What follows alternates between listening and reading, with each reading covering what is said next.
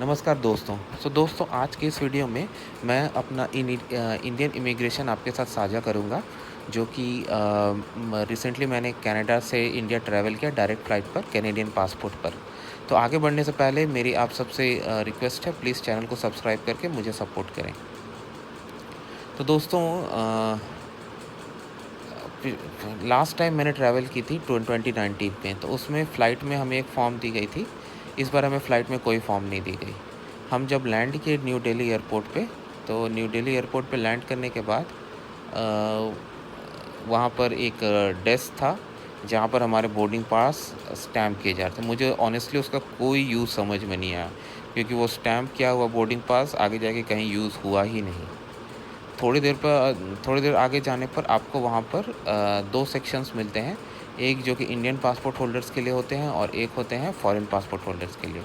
तो इस बार मैंने ये देखा कि फॉरेन पासपोर्ट होल्डर्स में बिल्कुल ही भीड़ नहीं है, जबकि पिछली बार तो मतलब बाहर तक लाइन लगी हुई थी। मेरे पास फॉरेन पासपोर्ट था और वहाँ पे हार्डली कुछ 10-12 लोग थे और स्टाफ मेंबर बहुत सारे जो काउंटर पे बैठते हैं, कुछ इधर-उधर रिलैक्स कर रहे थे। ऑब्वियसली जब भीड़ ही नहीं है, काम ही नहीं है, तो क्या फ़र्क पड़ता है। मैं वहाँ पर मुझे एक फ़ॉर्म भरने को दिया गया, जो मैंने भरा। बहुत छोटा-सा फ़ॉर्म था जिसमें आपके बेसिक डिटेल्स रहते हैं।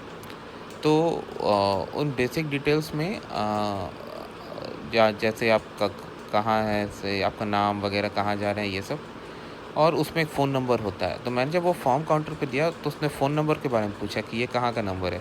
तो मैंने बोला भाई कनाडा का नंबर है। तो उन्होंने पूछा कि आपके पास कोई इंडियन नंबर है? तो मैंने बोला मेरे पास तो नहीं है, लेकिन मेरे रिलेटिव्स का है। तो बोला कि वही दे दीजिए। तो मैंने दे दिया अपने रिलेटिव का नंबर, वो एक्सेप्ट कर लिया। तो उसके बाद ज़्यादा टाइम नहीं लगा और काउंटर ओपन कर दिया गया वहाँ से। तो जब हम आगे गए तो वहाँ पर एक आदमी बैठा होता है जो कि आपका पासपोर्ट में स्टैम्प चेक करता है, पासपोर्ट को स्टैम्प किया हुआ। तो उन्होंने स्टैम्प चेक किया और फिर हमें अलाउ कर दिया गया। उसके बाद आप ड्यूटी फ्री एरिया से गुज़रते हैं। तो जैसे ही आप ड्यूटी फ्री एरिया से गुज़रते हैं, क्योंकि इस समय भीड़ कम है और लोग ज़्यादा है वहाँ पर, तो वो आपको सेल करने की बहुत कोशिश करते हैं। तो जैसे वहाँ से गुज़र रहा था, कोई आके मुझे लीकर ऑफ़र कर रहा था, कोई आके मुझे चॉकलेट ऑफ़र कर रहा था, लेकिन मैं सबको बोला नहीं भाई मेरे को नहीं लेना, कौन पैसे देगा यार वो सब चीज़ों के लिए। तो वो करते हुए मैं आगे बढ़ा, लगेज कलेक्ट की और उसके बाद मैं कस्टम्स मुझे मुझे पता करना था कि मेरे साथ आगे क्या होगा, कोविड टेस्ट चाहिए कि नहीं, ये सब मुझे पूछना था। तो मैं कस्टम ऑफ़िसर से पूछा, उसने पूछा अभी तक कोविड टेस्ट नहीं हुआ? मैंने बोला नहीं हुआ। तो घबराओ मत। फिर भी उसने बोला कि तुम्हारी जो डोमेस्टिक एयरलाइन है उससे जाके कन्फर्म कर लो। तो मैं बोला ठीक है, कर लूँगा। उन्होंने बोला कि यहाँ से निकल जाओ बाहर। तो मैं सामान लेके जब निकलने लगा, तो वहाँ पर एक ऑफ़िसर ने आके पूछा कहाँ से आ रहे हो? मैं बोला टोरंटो से आ रहा है। तो बोले ठीक है, सीधा निकल जाओ। लेकिन मैंने वहाँ पे देखा कुछ लोगों का बैग्स चेक हो रहे थे, मेरे चेक नहीं हुए, मुझे वहाँ से छोड़ दिया गया।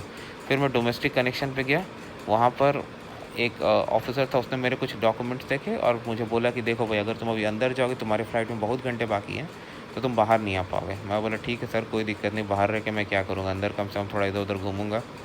तो उन्होंने मुझे अलाउ कर दिया। तो मैं वहाँ से घुस गया अंदर। तो जब मैं वहाँ से अंदर घुसा तो उसके बाद मैं अपने एयरलाइन के पास स्ट्रेट अवे गया और उसको बताया था। वो एयरलाइन ने भी कंफर्म कर दिया कोई कोविड टेस्ट नहीं है। उस समय कुछ 9 बजकर कुछ मिनट हुए थे और मेरी फ़्लाइट सुबह 6:50 की थी। तो उस समय मुझे ऑब्वियसली बहुत ज़्यादा टाइम बचा था और उसने बोला कि चेक इन 11 बजे से शुरू होगा। तो मैं इधर-उधर घूमने लगा। दिल्ली एयरपोर्ट यार देखो वर्ल्ड क्लास है, सारी अच्छी फैसिलिटीज़ है, बट एक ही वहाँ डिसएडवांटेज है। डिसएडवांटेज ये है कि वहाँ पर आपको इंटरनेट में बड़ी प्रॉब्लम होती है।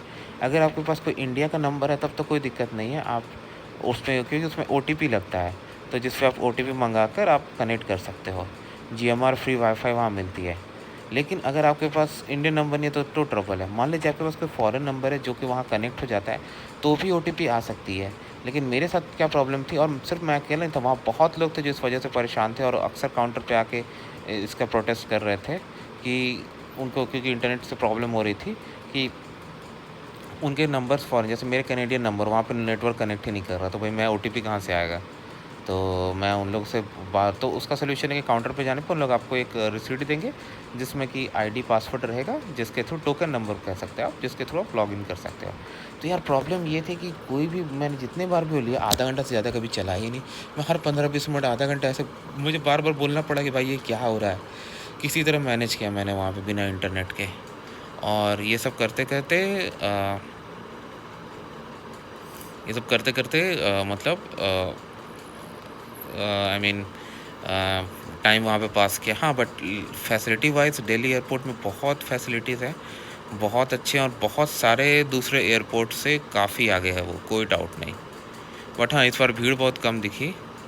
तो सुबह जब मेरी फ़्लाइट थी, फ़्लाइट में बैठा, फ़्लाइट की सारी सीटें फुल थी और छोटी-सी फ़्लाइट 1.5 घंटे की, तो कोई बहुत बड़ा ट्रबल नहीं हुआ। और आजकल फ़्लाइट में जहाँ तक मुझे पता है कि अब फूड सर्व नहीं होता, खाली पानी दिया जाता है। तो बस किसी तरह टाइम बीत गया, पहुँच गए जहाँ मुझे जाना था। तो यही बात है दोस्तों, तो आई होप मैंने आपको अपना एक्सपीरियंस साझा कर दिया। लेकिन हाँ, कुछ जैसा कि आपने पढ़ा होगा थोड़ा दिन पहले इंडिया ने यूके के लिए रेसिप्रोकल क्वारंटीन इंट्रोड्यूस किया था ये सब। तो ये सब चीज़ें ना टाइम टू टाइम बदलते रहती हैं और आपके ओरिजिन जिस कंट्री से आप आ रहे हो और जिसके थ्रू आप ट्रैवल कर रहे हो उस पे भी डिपेंड करता है। तो आपको भी आप कभी भी ऐसा ट्रैवल प्लान करें, ये तो डिफ़िकल्ट टाइम है, हम सबको पता है। तो प्लीज़ आप लेटेस्ट गाइडलाइन, लेटेस्ट इंस्ट्रक्शंस को ज़रूर देखें। क्योंकि अगर आप नहीं देखेंगे तो प्रॉब्लम होगी, आपके साथ कुछ अनएक्सपेक्टेड चीज़ें होंगी, तो आपको मतलब अजीब लगेगा। तो उम्मीद यही करता हूँ कि आप ये सब को ध्यान में रख के आगे बढ़ें ताकि सब कुछ ठीक-ठाक चले। वीडियो देखने के लिए धन्यवाद दोस्तों, प्लीज़ चैनल को सब्सक्राइब कर दें।